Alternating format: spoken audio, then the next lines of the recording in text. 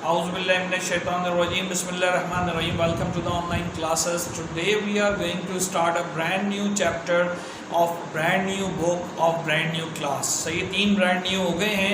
Class 10 में computer science ये first time introduce हुआ है and we have got luckily we have got the PDF of that book. It is not available in the market, लेकिन हमारे पास ये book मौजूद है. So today we are going to start the lecture number 1 of this one. और बहुत ही important book है.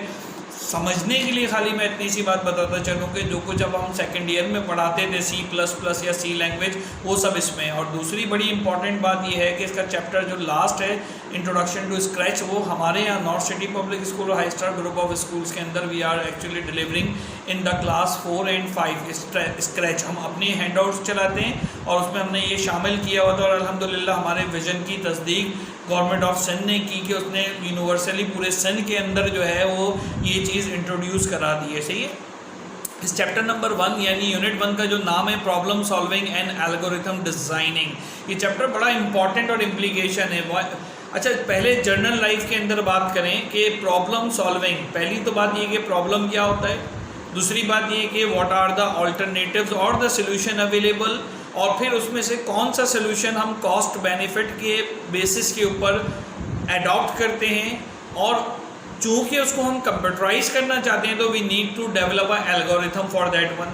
सही है, समझ में आ रही बात? ये नहीं आएगी अभी बिल्कुल, लिहाजा इसको इंशाल्लाह आगे कंटिन्यू करते हैं. Excuse me.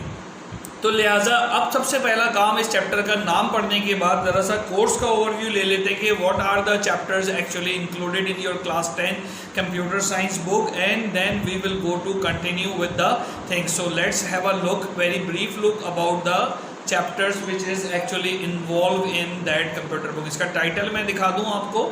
इस किताब का टाइटल कुछ इस तरीके से आपको नज़र आएगा. कंप्यूटर साइंस क्लास 10 आपकी स्क्रीन पे आ रहा है. और इसको थोड़ा सा और अगर हम आगे बढ़ाएं तो ये इसका इनर टाइटल है ग्रेड 10 के लिए. ठीक है, नज़र आ रही है बात ये आपको.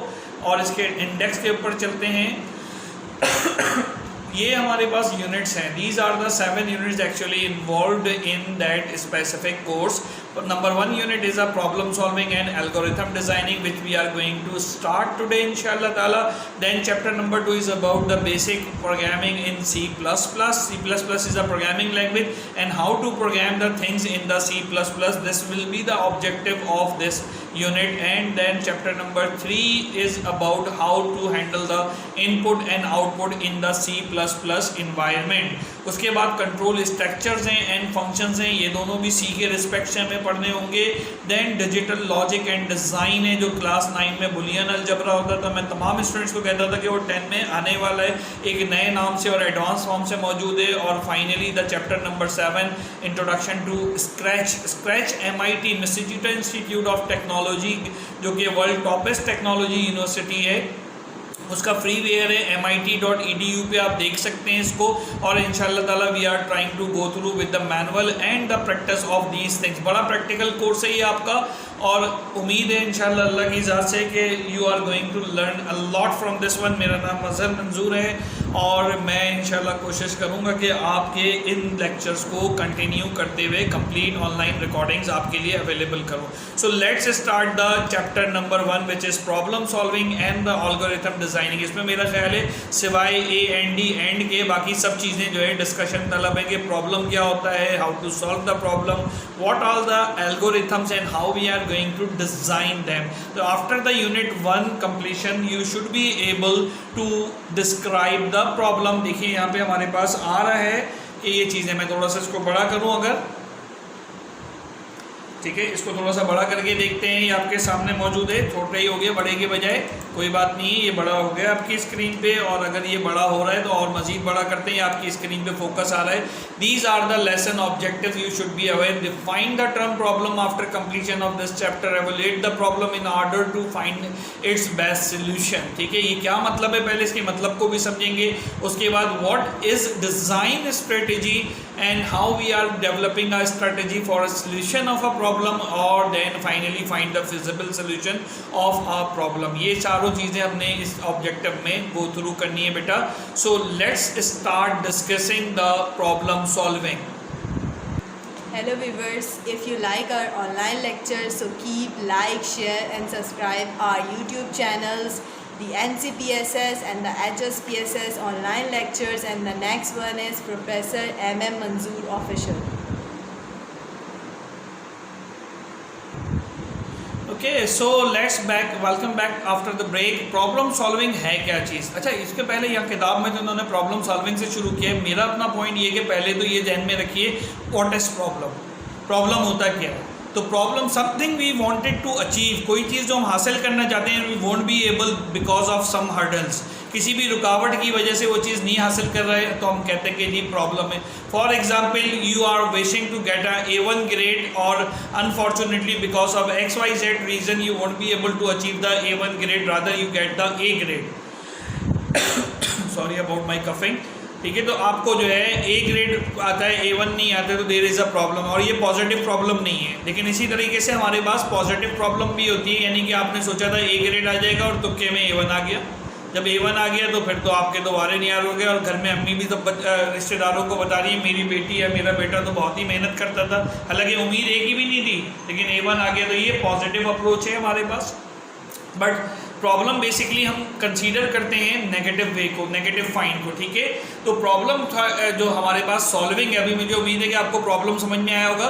तो problem solving is a process of finding the solutions of difficult और द कॉम्प्लेक्स इश्यू। अच्छा, मैं इस बात से एग्री नहीं करता, क्योंकि प्रॉब्लम कुछ भी हो सकती है। आपकी चप्पल का क्लिप निकल गया है, ये भी प्रॉब्लम है, और उस वक्त आपके पास ऑल्टरनेटिव चप्पल नहीं मौजूद है। क्या आपको लगता है ये कॉम्प्लेक्स इश्यू है या डिफिकल्ट है? यस, उस वक्त के लिए डिफिकल्ट हो सकता है, but this is not a big deal. Anyway, इनकी डेफिनेशन को अगर लें तो प्रॉब्लम सॉल्विंग एक प्रोसेस है जिसकी मदद से हम ऑल्टरनेटिव सॉल्यूशंस निकालते हैं। मेरी बात समझिए कि आपने एक चीज़ का एक हल निकाला या 3 हल निकाले, और उस 3 हल में से सबसे सस्ता हल और सबसे पायदार हल, 2 बातों के ऊपर आप देखेंगे हाउ एक्यूरेट। आपको मोबाइल ख़रीदना है, आपका मोबाइल ख़राब हो गया तो आपके पास 2 ऑप्शन है, या मोबाइल बनवा लीजिए तो सस्ते में बन जाएगा, या आप एक नया मोबाइल ख़रीद लीजिए, ये महंगा सोल्यूशन। लेकिन दोनों सूरतों में आपके ख़राब मोबाइल का सोल्यूशन या आपके ख़राब कंप्यूटर का सोल्यूशन आपको मिल रहा है। ठीक है, तो यहाँ पर हमारे पास problem solving is a systematic process. लिखते जाइए कहीं पर, it is a systematic process of 4 बातें, of understanding the problem, taking the alternatives of a problem, making the strategies for the solution, opting the solution। 4 बातें मैंने कही। Problem को समझना, प्रॉब्लम के अल्टरनेट जावियों को देखना, फिर उसके बाद उसके मुख्तलिफ सोल्यूशंस पे गौर करना, और उसमें से जो बेस्ट सूटेड सोल्यूशन है उस सोल्यूशन को एडॉप्ट करके एग्जीक्यूट करना। ये पूरा स्ट्रैटेजी, ये पूरा का पूरा मैकेनिज्म और मेथडोलॉजी क्या कहलाती है? प्रॉब्लम सॉल्विंग कहलाती है। यहाँ पे इसने जो आपके सामने डायग्राम दी है, इस डायग्राम को अगर हम जूम करें तो सबसे पहले क्वेश्चन है, human brain translate the different solutions and then after getting the solution this programmer, ये जो प्रोग्रामर है, कंप्यूटर ऑटोमेटिकली तो नहीं देगा सॉल्यूशन, तो ये प्रोग्रामर क्या करेगा? उसके एल्गोरिथम्स बनाएगा और एल्गोरिथम बना के उसको प्रोग्राम करेगा, and in that way you will generate the idea. याद है मोटू पतलू में आइडिया आता है तो ये बल्ब जलता है, तो ये आइडिया के लिए सिंबलाइज्ड है, तो आइडिया जनरेट होगा। प्रॉब्लम थी और problem are getting the solution, so in that way you are getting to resolve your problem in a systematic or the step by step method। Okay, so problem solving का उम्मीद है आपको concept समझ में आया होगा। ठीक है, problem solving is one of the core feature of a computer. इस लाइन को हाईलाइट रखिएगा। वजह उसकी क्या है कि कंप्यूटर भाई खुद से प्रॉब्लम ऑटोमेटिकली सॉल्व नहीं करता, ये बात याद रखनी है आपने। Computer can not solve the problem unless, ये देखें अगली लाइन लिखी हुई भी आ गई, because it is not intelligent, it can not analyse the problem. Problem को एनालाइज नहीं कर सकता तो ये सॉल्व नहीं करेगा, बल्कि ये क्या करेगा? इसके लिए हमें एक ह्यूमन इंटरफेस की ज़रूरत पड़ती है, और वो ह्यूमन इंटरफेस कौन है? प्रोग्रामर है, जो कि कंप्यूटर की ज़बान भी समझता है। प्रोग्रामर को आप ऐसे समझ लीजिए फ़िलहाल कि एक ट्रांसलेटर है, जैसे एक चाइनीज़ ज़बान में बोल रहा है और एक बलोची ज़बान में बोल रहा है, तो बलोची भी उसको आनी चाहिए और चाइनीज़ भी आनी चाहिए। बलोची सुन के उसको चाइनीज़ में ट्रांसलेट करेगा और फिर उसका आंसर आपको दे देगा। तो लिहाजा वो प्रोग्रामर दोनों तरीके की, यानी उसको अंग्रेज़ी भी ठीक से आनी चाहिए, प्रोग्रामिंग लैंग्वेज पे भी कमांड होनी चाहिए, और कंप्यूटर के इंटरफेस को भी समझ में, तो वो उस प्रॉब्लम को एनालाइज करेगा और उसके लिए सॉल्व करने के लिए इंस्ट्रक्शंस डेवलप करेगा। मैं जिसको अंडरलाइन करता जा रहा हूँ, ये पॉइंट्स आपने ठीक से समझने हैं। ठीक है, प्रॉब्लम को एनालाइज करके फिर उसका सोल्यूशन देगा। और कंप्यूटर बेचारा क्या करेगा, कंप्यूटर अकॉर्डिंग टू दैट जो है वो आपको आउटपुट दे रहा होगा। अकॉर्डिंग टू दैट क्या कर रहा होगा कंप्यूटर, हाँ भैया कंप्यूटर क्या कर रहा होगा, अकॉर्डिंग टू डेट आपको सोल्यूशंस दे रहा होगा। यहाँ तक बात समझ में आ रही है, कोई मसला इसके अंदर, कोई प्रॉब्लम इसके अंदर। अब यहाँ पे मेरा अगला सवाल है, what is the major responsibility of a programmer. Programmer की मेजर रिस्पॉन्सिबिलिटी क्या है, तो यहाँ पे हमारे पास आंसर आ रहा है the major responsibility of a programmer. क्या है भाई मेजर रिस्पॉन्सिबिलिटी प्रोग्रामर की, ठीक है, is to provide the solution of a problem. Problem का सोल्यूशन प्रोवाइड करना है ताकि वो काम कर सके। तो इस ह्यूमन को बीच में से हटा दें तो ये प्रॉब्लम कभी भी आइडिया जनरेट नहीं कर सकता, ठीक है। प्रॉब्लम, लेकिन प्रॉब्लम्स होते इसीलिए कि we will develop the idea. यहाँ तक बात समझ में आती है, उम्मीद है आपको ये बातें समझ में आ रही हैं, कोई मसला नहीं होगा इसके अंदर। अब यहाँ पे हमारे पास जो मैंने शुरू में बात की थी, इनको अभी ख्याल आ गया कि यहाँ पे ये बात कर लें, और वो बात क्या है, व्हाट इज़ प्रॉब्लम। प्रॉब्लम है क्या चीज़, प्रॉब्लम हम कैसे डिफाइन करेंगे। तो प्रॉब्लम डिफाइन करने के लिए हमारे पास ये हेडिंग आपके पास है। आपका अगला क्वेश्चन ये तीसरा question, what is problem. Problem क्या है, it is a situation preventing something to be achieve. यही मैंने शुरू में बात की थी कि कोई चीज़ हासिल करने से रुकावट आ जाए, that will be the problem. आप प्रॉब्लम कैन बी, प्रॉब्लम की टाइप्स क्या हो सकती हैं, it may be the task, देखें, it may be the task, it may be the situation, और it may be any other thing, ठीक है। प्रॉब्लम क्या है हमारे पास, टास्क, सिचुएशन या कोई भी दूसरी चीज़ हो सकती है। अच्छा यहाँ पे मैं एक और बात बताऊँ कि एक्चुअली प्रॉब्लम क्या है हमारे पास। प्रॉब्लम है हमारे पास डिफरेंस बिटवीन द, जरा सा इसका फॉन्ट बढ़ा दें क्या,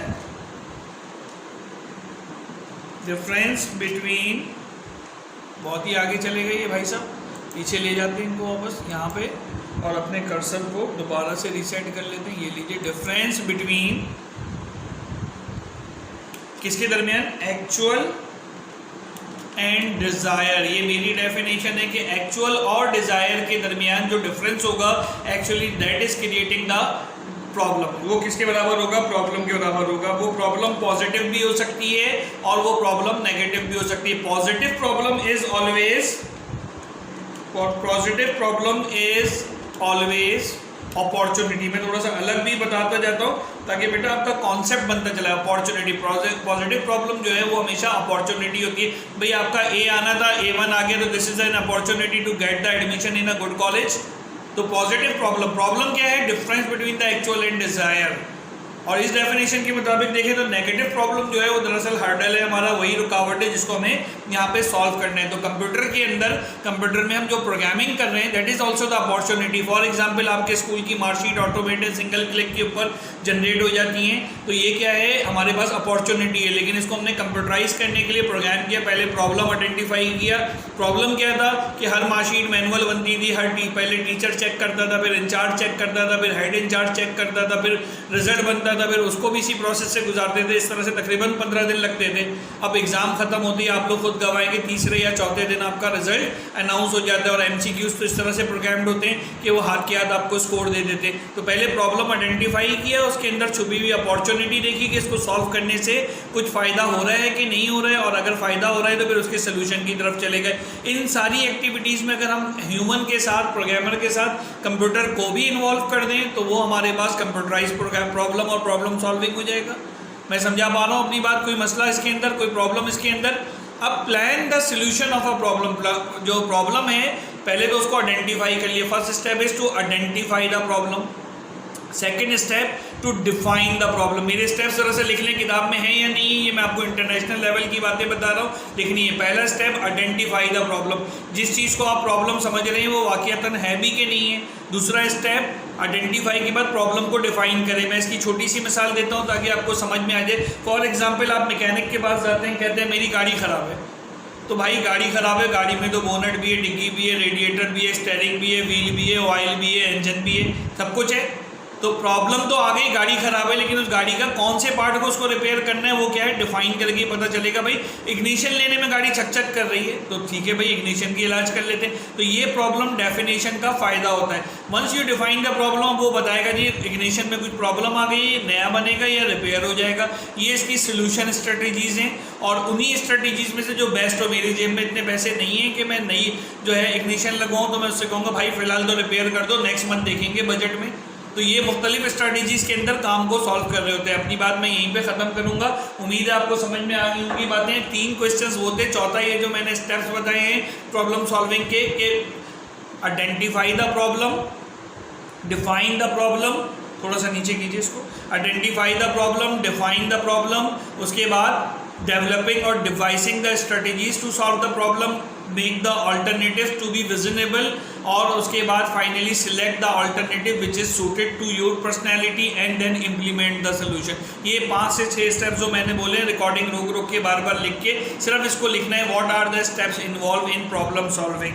यहाँ तक उम्मीद है आपको मज़ा आ रहा होगा। नई किताब है, नया जोश है, नया जज्बा रखिए। इन सारे नए जोश जज्बों के साथ अगर आप चलेंगे तो आपका काम जो है वो बहुत ही बेहतरीन हो जाएगा इंशाल्लाह अज़्ज़ व जल। ठीक है, अगर आपको पसंद आ रहा है हमारे लेक्चर्स, अपने साथियों को भी फॉरवर्ड करें, क्योंकि जो पढ़ता है आगे बढ़ना है तो आपको शेयरिंग करना है। Sharing is always blessing and readers are leaders, so try to read the book. मैंने बुक के स्क्रीनशॉट्स भी यहाँ पे करें, इस वक्त बुक मार्केट में नहीं अवेलेबल है, सुन इट विल बी इंशाल्लाह। लेकिन जब तक आपको कोई फिक्र की ज़रूरत नहीं है, आपके स्कूल की तरफ से तमाम PDFs यहाँ पे शेयर की जा रही है। Take care of yourself. अल्लाह हाफिज़।